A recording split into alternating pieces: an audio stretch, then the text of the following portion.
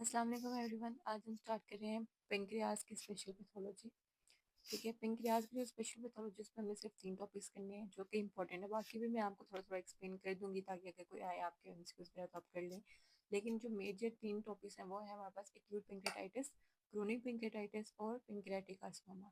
जो acute pancreatitis है वो मोस्ट इंपॉर्टेंट है क्योंकि इसमें से आपके एमसीक्यूज पूछे जा चुके हैं और मोस्ट चांसेस भी होते हैं किसी में से वो पूछेंगे। लेकिन क्रोनिक और पेंक्रियाटिक कार्सिनोमा में से हमेशा जो एमसीक्यूज पूछे जाते हैं और ये भी चांसेस होते हैं कि कभी उनसे क्वेश्चन भी पूछा जा सकता है।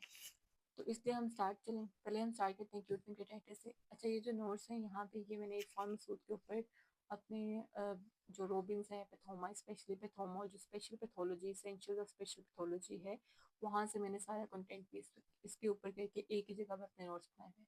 तो इस पे ये आपके लिए मोर देन इनफ होगा। इसके बाद आपको कोई भी और बुक खोलने की जरूरत नहीं है। आप जो मैं बता रही हूँ उन्हीं के मेरे साथ साथ नोट्स बना लें या फिर अपने इरफान मसूद के साथ ओपन करके उसके साथ साथ ऐड कर दें। मतलब जो मैं आपको एक्स्ट्रा बताऊंगी यहाँ पे इरफान मसूद में नहीं है वो आप वहाँ पे ऐड कर दें और ये मोर देन इनफ होगा आपके लिए।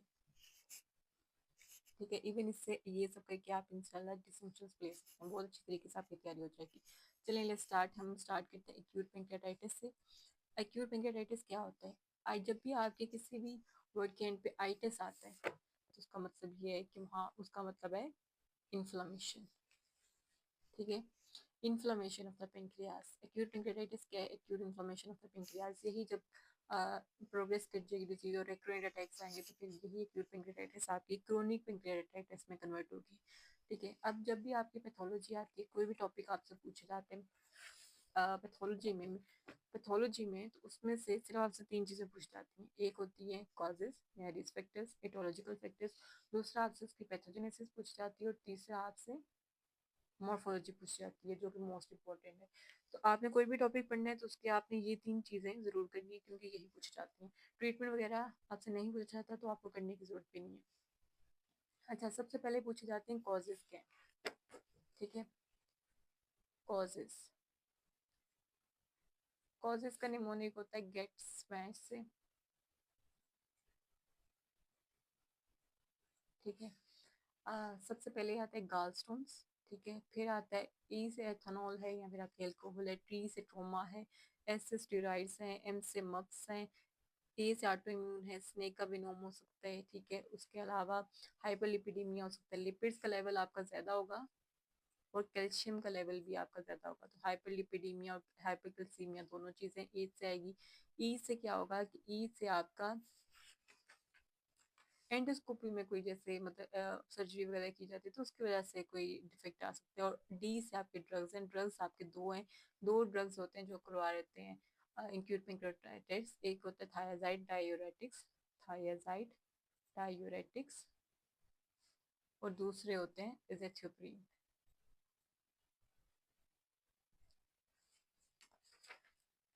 ठीक है, उसके अलावा rupture of posterior duodenal ulcer.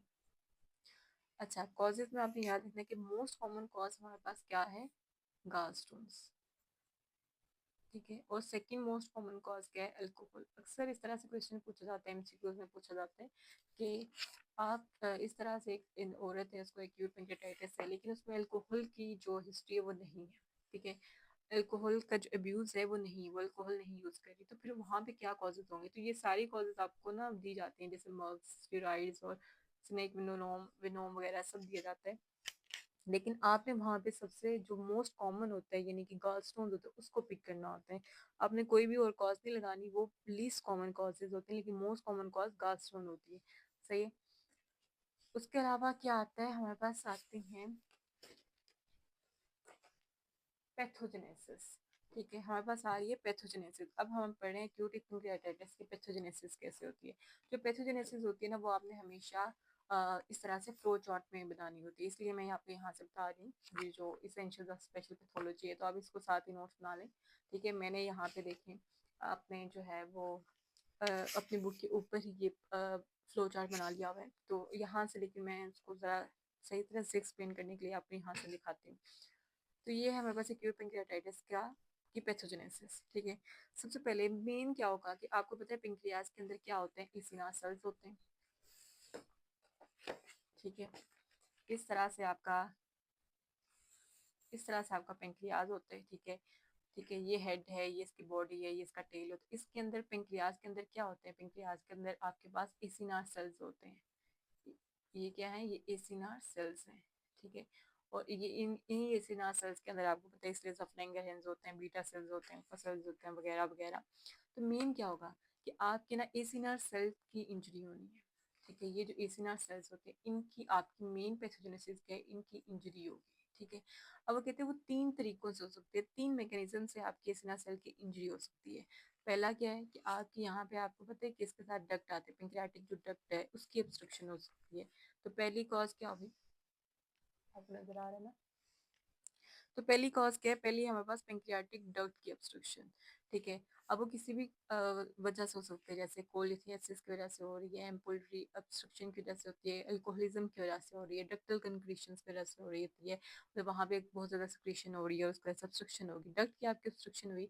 अब जब डक्ट की ऑब्स्ट्रक्शन होगी तो अंदर क्या हुआ, आपका इंटरस्टिशियल एडीमा बन गया। ठीक है, वहाँ पे अंदर ही आपका एडीमा हो गया, वहाँ पे फ्लूइड की एक्लेमेशन होना स्टार्ट हुई, क्योंकि डक्ट की ऑब्स्ट्रक्शन है, वहाँ से वो बाहर रिलीज ही नहीं हो पा रहा। ठीक है, और उसकी वजह से क्या होगा, आपका ब्लड फ्लो इम्पेयर होगा, वहाँ पे स्कीमिया, जब आपको वहाँ पे ब्लड आ ही नहीं पा रहा होता तो वहाँ पे सेल्स मरना स्टार्ट हो जाएगी, यानी कि स्कीमिया हो जाएगा। ठीक है, दूसरी जो हमारे पास कॉज होती है वो क्या होती है, वो होती है एसिनार सेल की डायरेक्ट इंजरी। यानी कि एसिनार जो सेल्स हैं वो डायरेक्टली भी तो इंजर हो सकते हैं, जिस जिस तरह से ये आपके पास एसिनार सेल्स आ रहे हैं।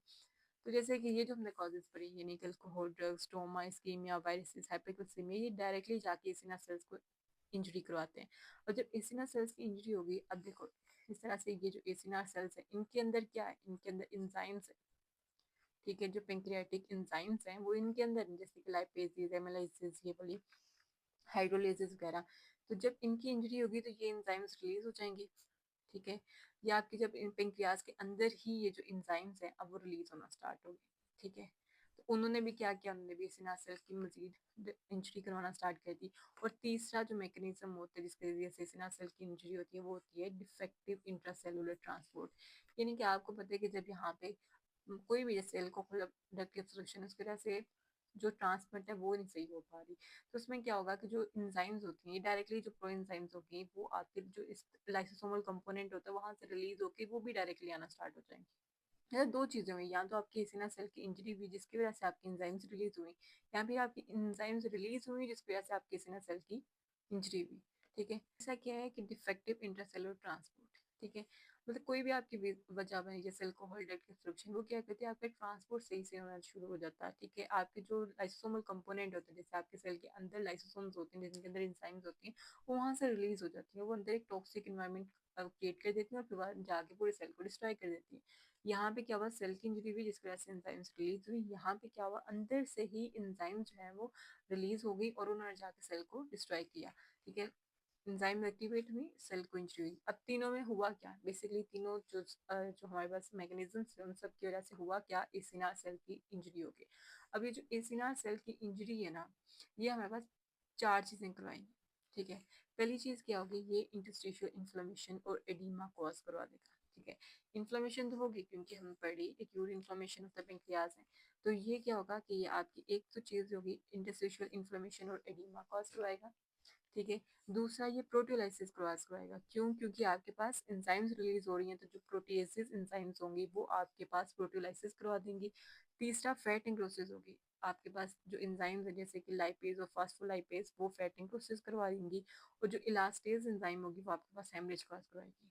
ठीक है, तो this is all about the pathogenesis of acute pancreatitis. Okay, तो पैथोजेनेसिस हमने कर ली, अब हम स्टार्ट करते हैं। पैथोजेनेसिस हमने कर लिया, अब हम स्टार्ट करते हैं मॉर्फोलॉजी। ठीक है, मॉर्फोलॉजी में क्या है, हमें तीन चार चीजें तो वही हुई जो कि आपको हर एक में नजर आएंगी, वही एडिमा हो गया, ठीक है, फैट नेक्रोसिस है, इन्फ्लेमेशन हुई हुई है, प्रोटीलिटिक डिस्ट्रक्शन हुई हुई है, और दूसरी क्या है, हेमरेज होगा। ठीक है, तो वो चार चीजें हर एक जगह होगी। लेकिन कहते हैं यहाँ पे क्या होता है कि आज की जो पेंक्रियाज की जो इस तरह से पेंक्रियाटाइटिस है इसकी मॉर्फोलॉजी के बेसिस पे इसको तीन टाइप्स में डिवाइड किया होता है। ठीक है, पहली क्या होती है, एक्यूट इंटरस्टिशियल इंटरस्टिशियल पेंक्रियाटाइटिस, या फिर इसको एडिमेटिस भी कहते हैं।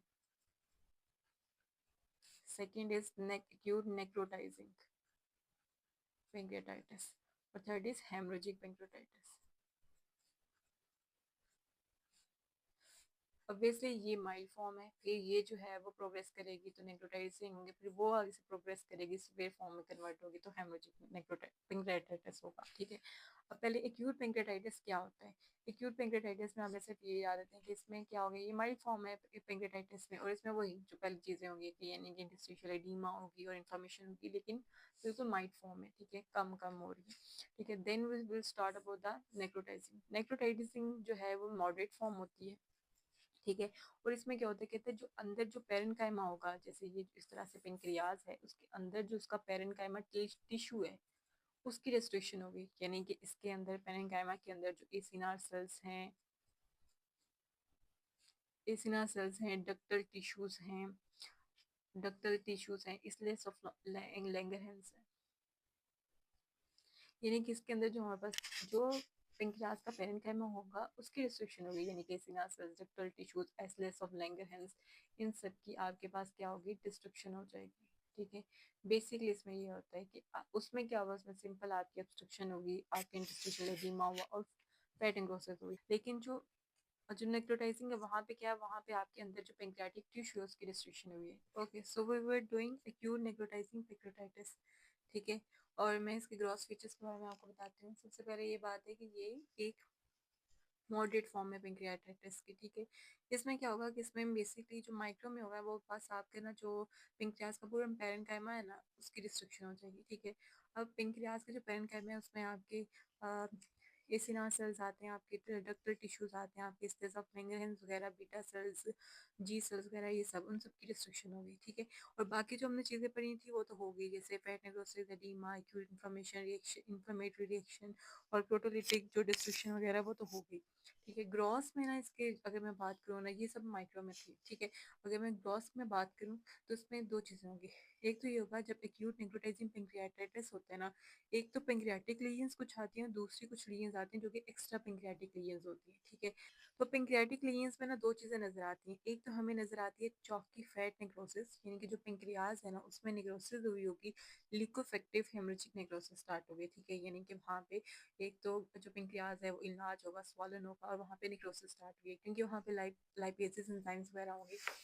तो सपोज इस तरह से अगर मैं आपको बताऊँ, तो सपोज इस तरह से हमारे पास पेंक्रियाज है, ठीक है। तो यहाँ पे क्या होगा, कहीं कहीं पे जैसे ये नेक्रोसिस होगी, इर्द गिर्द हेमरेजेस, ठीक है। तो नेक्रोसिस के सेल्स हैं, यानी सेल डेथ हुई, इर्द गिर्द हेमरेजेस, नेक्रोसिस है, सेल डेथ है और हेमरेजेस है। तो इसको इससे हम क्या कहेंगे, इस तरह से हमारे पास चौकीफाइड नेक्रोसिस होगी। जो हेमरेजेस होंगे वो ऑब्वियसली रेड ब्लैक कलर के होंगे, ठीक है, क्योंकि ब्लड हमारे पास रेड होगा या ब्लैक होगा, वो ज़्यादा देर तक रहेगा तो ब्लैक कन्वर्ट हो जाएगा, ठीक है। और जो है वो हो गए, जो हमारे पास नेक्रोसिस होंगी वो हमारे पास येलो वाइट होगी, यानी कि हेमरेजेस का रेड ब्लैक कलर में होगा और जो नेक्रोसिस है वो येलो वाइट होगी, ठीक है। एक ये चीज़ होगी। दूसरी चीज़ क्या होगी, दूसरी होगी इसमें स्पोनिफिकेशन। स्पोनिफिकेशन क्या होती है कि जो हमारे पास जो पेंक्रियाज में फैट टिश्यू है, यहाँ पे जो फैट सेल्स हैं, ठीक है, जो फैट टिश्यू है पेंक्रियाज का, वहाँ पे क्या होगा, वहाँ पे जो एंजाइम्स हैं जैसे कि लाइपेजेस वगैरह, वो वहाँ पे जाके उसकी जो फैट एडिपोज टिश्यू है वहाँ से वो फ्री फैटी एसिड्स को रिलीज करेंगे। अब जो फ्री फैटी एसिड्स होंगे, आपको मैंने पहले बताया था कि जब जो पेंक्रेटाइटिस है उसकी कॉज क्या होती है, हाइपरगलिसीमिया। तो बॉडी में बहुत ज़्यादा कैल्शियम बन जाता है, उसकी वजह से भी पेंक्रेटाइटिस होगा। तो अब क्या होगा, ये जो फैटी एसिड्स हैं वो जाके कैल्शियम के साथ कंबाइन करेंगे, वहाँ पे जाके इनसॉल्युबल सॉल्ट्स बनेंगे जिससे हम कहते हैं कैल्शियम सोप्स, ठीक है। और ये जो प्रोसेस है उस प्रोसेस को हम क्या कह रहे हैं, स्पोनिफिकेशन, ठीक है। अब क्या होगा कि जो कैल्शियम, जब जितना कैल्शियम बॉडी में है वो जाके फ्री फैटी एसिड्स के साथ कंबाइन हो रहा है, तो क्या होगा कि बॉडी में जो कैल्शियम लेवल है वो बहुत ज़्यादा कम होंगे, इस हद तक कम होंगे कि आपके न्यूरॉन के और जो मसल्स की जो नॉर्मल फंक्शन है वो नहीं हो पा रही होगी, तो आपको न्यूरोमस्कुलर इरिटेबिलिटी भी नजर आ रही होगी, ठीक है। दूसरा क्या होता है, एक्स्ट्रा हेपेटिक लीजन्स भी होती है, यानी कि ये इस तरह से हमारे पास पेंक्रियाज है, पेंक्रियाज के इर्द गिर्द जो टिश्यू है जैसे पेरिटोनियल कैविटी है या जो पेंक्रियाटिक इर्द गिर्द एक्स्ट्रा पेंक्रियाटिक जो टिश्यू है वहाँ पे भी आपके पास लीजन्स होते हैं, वहाँ पे भी दो चीज़ें होती हैं, ठीक है। तो इर्द गिर्द जो पेंक्रियाटिक टिश्यू है ना, ठीक है, यानी जो इर्द गिर्द पेंक्रियाटिक फैट है, यहाँ पे कोई फैट प्रेजेंट है, कैविटी वगैरह प्रेजेंट है, तो वहाँ पे क्या होगी, वहाँ पे फोकाई ऑफ नेक्रोसिस नजर आएंगी। दूसरा क्या होगा कि वो उनकी ना पट्टी लाइक पेरेंट्स होगी, या फिर डॉग कैन डॉग फूड होता है उस तरह के उसके पेरेंट्स आगे क्यों होगी, मतलब इस तरह से वो कह रहा है कि जो इर्द गिर्द इसके जो टिश्यूज है, यानी कि यहाँ पे एक्स्ट्रा हेपेटिक जो एक्स्ट्रा पेंक्रियाटिक हमारे पास कोई टिश्यूज हैं, कोई कैविटी है, यहाँ पे फैट के सेल्स प्रेजेंट होते हैं, तो क्या होगा, कहते हैं यहाँ पे हमारे पास इसकी अपीयरेंस कैसी होगी कि कैंट डॉग फूड अपीयरेंस आएगी। ठीक है, इस तरह से आएगी, यहाँ पे पट्टी अपीयरेंस आएगी, अपीयरेंस आएगी। ठीक है, क्या होगा कि यहाँ पे जो इंजाइम्स है, ठीक है, आपको पता है कि जो इंजाइम्स हैं यहाँ पे जो इर्द गिर्द जो फैट वगैरह से जब वहाँ पे आके इंजाइम्स के एक्शन होगा, जैसे सपोज आपके पास लाइपेजेस एक्ट कर रही हैं, कुछ भी ऐसे होगा। ठीक है, तो क्या होगा कि यहाँ पे आपको कैसे ये अपीयरेंस कैसे आएगी कि ये ऐसे ना आपके ग्लोब्यूल्स प्रेजेंट होंगे। ठीक है, फैट के किस तरह से बड़े बड़े ग्लोब्यूल्स होंगे जो हमारे पास एडिपोज टिश्यू को जब डिस्ट्रॉय होगा, तो फैट के बड़े बड़े ग्लोब्यूल्स प्रेजेंट होंगे, नेक्रोटिक ग्लोब्यूल्स। ठीक है, और वहां पे आपको नजर आएगा कि यहाँ पे सीरियस और टर्बिड और मतलब रुका हुआ और ब्राउन कलर का फ्लूइड होगा। तो इस तरह से तो ऐसे नजर आएगा जैसे वो गीला सा भी, और उस तरह से ना, तो वो जो कैंड ऑफ फूड उस तरह की उसके पेरेंट्स आ रही होगी। तो ये हमारे पास एक्यूट नेक्रोटाइजिंग पेंक्रेटाइटिस आपने सिर्फ ये इसमें दोनों में मतलब पेंक्रियाटिक में लीन्स में दो चीजें याद नहीं है कि चौकी फैट नेक्रोसिस और स्पोनिफिकेशन। और एक्स्ट्रा पेंक्रियाटिक में क्या है, वहाँ पे भी फैट की नेक्रोसिस और दूसरा पुट्टी लाइक अपीयरेंस है, यहाँ पे kind of food like appearance होगी एक्स्ट्रा पेटोनल कैविटी की, यहाँ पे फैट की। ठीक है, अब हम बात करते हैं। ओके, तो next is acute haemorrhagic pancreatitis. Acute haemorrhagic pancreatitis आपको पता है कि ये मोस्ट सिवियर फॉर्म होगी। इसमें क्या होगा, इसमें पेरेन्काइमा की नेक्रोसिस इसमें भी होगी, लेकिन वो बहुत एक्सटेंसिव, हर चीज इसमें एक्सटेंसिव फॉर्म में चली होगी। और जो हेमरेज है वो डिफ्यूज होगी, यानी पूरे पेंक्रियास में आपके पास हेमरेज आपको नजर आएगा। ठीक है, next is clinical features. Clinical features में हमें बस ये याद रखना है कि क्लिनिकल फीचर्स जब भी आपके पास ये केस आएगा तो आपको इन्हीं के साथ वो प्रेजेंट करेगा, तो आपने क्लिनिकल फीचर्स ध्यान में रखने हैं ताकि आप डायग्नोस भी कर सकें। तो पहला क्या है कि आपकी एब्डोमिनल पेन होगी। ठीक है, आपकी जो एपिगेस्ट्रिक एरिया वहाँ पे पेन होगी, और ये पेन आपकी बैक में रेडिएट करेगी। मोस्ट इंपॉर्टेंट जो डायग्नोस्टिक पॉइंट है वो यही है, एब्डोमिनल पेन है, एपिगेस्ट्रिक एब्डोमिनल पेन है, वो आपकी बैक में रेडिएट कर रही है पेन। ठीक है, दूसरा क्या है कि आप अगर फॉरवर्ड सिट करेंगे, बैठेंगे, झुक के बैठेंगे, तो आपकी पेन रिलीफ हो जाएगी। ठीक है, उसके अलावा क्या होगा, नोजिया वॉमिटिंग होगी। और साइंस इसके क्या है, क्या एक तो और कैल्शियम के लेवल्स कम हो जाएगी, क्योंकि जितना कैल्शियम था वो जाके फैट के साथ कंबाइन होके स्पोनिफिकेशन बन रही थी। और क्या है साइंस में, क्या है साइंस में, फीवर होगा, टेकिकार्डिया होगा। ठीक है, हार्ट भी बड़ी होगी, जॉन्डिस हो सकता है। और दो साइंस होते हैं, एक होता है कुलन साइन, दूसरा होता है ग्रे टर्नर साइंस। ठीक है, अब इसमें क्या होता है कि इसकी वजह से ना, क्योंकि इतनी दर्द हो रही है, तो आपकी डिस्कोलोरेशन स्टार्ट हो जाती है, आपकी इस तरह से ना ब्लू सी अपीयरेंस आती है। ठीक है, मैं दिखाती हूँ। जो कुलन साइन होता है ना, वो क्या होता है, इस तरह से जो आपकी ये जो तूंद होती है, यानी कि जो आपकी पेरी अम्बिलिकल एरिया, यहाँ पे आपकी डिस्कलरेशन होगी। ठीक है, तो ये हमारे पास कुलन साइन है। और जो ग्रे टर्नर साइन होते हैं उसमें क्या होता है कि इस तरह से आपकी फ्लैंक डिस्कलरेशन होती है, बिल्कुल एक साइड पे आपकी जो ब्लू सा पेरेंट्स आ रही होती है, जैसे फ्लैंक डिस्कलरेशन आ रही होती है। ठीक है, ये दो साइंस आपने याद रखने, ये आपको नजर आएंगे। ठीक है, नेक्स्ट इज इन्वेस्टिगेशन। अगर हमारे पास केस आया तो हम क्या देखेंगे, ऑब्वियसली मैंने कहा एंजाइम्स, पैंक्रियाटिक एंजाइम्स इंक्रीज होंगे, तो आपने सीरम में एमिलाइज को इंक्रीज हुआ देखेंगे, और आप लाइपेज को इंक्रीज हुआ देखेंगे। तो ज़्यादा सेंसिटिव और ज़्यादा स्पेसिफिक कौन सी लाइपेज है। ठीक है, लेकिन सबसे पहले कौन सी ज़्यादा होगी, मतलब इंक्रीज नजर आएगी आपको फॉरन से, अगर आप टेस्ट कराएंगे 24 आवर्स के अंदर अंदर, तो वो एमिलेज इंक्रीज होगी। उसके अलावा आप एब्डोमिनल एक्सरे भी करवा सकते हैं, लेकिन ज़्यादा इंपॉर्टेंट जो है वो अपने सीटी स्कैन करना होता है, कंट्रास्ट सीटी स्कैन करना होता है, क्योंकि उसकी वजह से अच्छे नजर आ जाते हैं। यहाँ पे लिखा हुआ है कि एमिलेज जो सीरम एमिलेज है वो एक्यूट पेंक्रियाटाइटिस के अलावा किन कंडीशंस में इंक्रीज होती है, तो वो ट्यूमर, इस तरह से निमोनिक से याद किया, वेटोरियन ऑफ इंट्राएब्डोमिनल विस्कस में, अपर जीआईटी की प्रोफेशन से, मेसेंट्रिक इन्फॉक्शन से, क्या ये इतना इंपॉर्टेंट नहीं है। Next is complications. Complications very important, जो आपसे पूछी भी गई हैं पास पेपर में। तो इसमें क्या क्या आती है कि एक तो सिस्टमिक ऑर्गन फेलियर, यानी कि एक के बाद एक आपका ऑर्गन फेल होता जाएगा। दूसरा डिसेमिनेटेड इंट्रावेस्कुलर कोगुलेशन है, यानी कि आपकी खून भी जमना स्टार्ट हो जाता है। ठीक है, इकोलाई की वजह से आपके पेंक्रियाटिक एब्सेस हो सकता है। और जो लिक्विफेक्टिक नेक्रोसिस हमने पढ़ी, उसके इर्द गिर्द जो फाइब्रस टिश्यू है वो आपके पेंक्रियाटिक सीडोसिस बना सकती है, यानी कि फॉल्स सिस बन सकती है, जो कि मतलब जिसमें कोई एब्सोल्यूट लाइनिंग नहीं होगी, लेकिन उसमें फाइब्रस टिश्यू इस तरह से मतलब सराउंड करके उसको एक सिस्टम बना देगी। ठीक है, क्रोनिक पेंक्रियाटाइटिस हो सकता है। उसके अलावा शॉक हो सकता है, क्योंकि अब देखिए आपने खुद पढ़ा कि बार बार हेमरेज हो रहा है, डिफ्यूज हेमरेज तक भी हो रहा था, तो उसकी वजह से शॉक भी हो सकता है, और ARDS भी हो सकता है। ठीक है, तो ये एक्स्ट्रा थी जो मैंने यहाँ पे लिख दी है।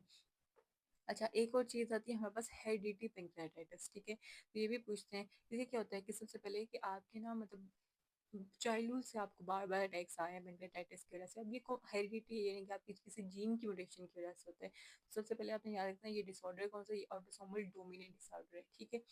फिर दूसरी बात कि इसमें कौन सी जीन की म्यूटेशन होती है, ये इंपॉर्टेंट है, ये आपसे एमसीक्यूज पूछा जाता है। पास पेपर में ये एमसीक्यूज पूछा गया कि कौन सी जीन है जो म्यूटेटेड होती है हेरिडिटी पेंक्रेटाइटिस में। तो आपने हमेशा याद रखनी ट्रिप्सिनोजन, जो ट्रिप्सिन जो जीन होती है वो म्यूटेटेड होती है, ठीक है। तो इसमें भी यही बताया हुआ है कि हमारे पास कैटाइनिक ट्रिप्सिन जीन जो है, ठीक है, उसमें म्यूटेशन आती है। और उसमें क्या होती है, उसमें पॉइंट म्यूटेशन होता है, यानी कि आर्जिनिन की जगह, आर्जिनिन जाके हिस्टीडीन की जगह सब्स्टिट्यूट हुआ होता है, ठीक है।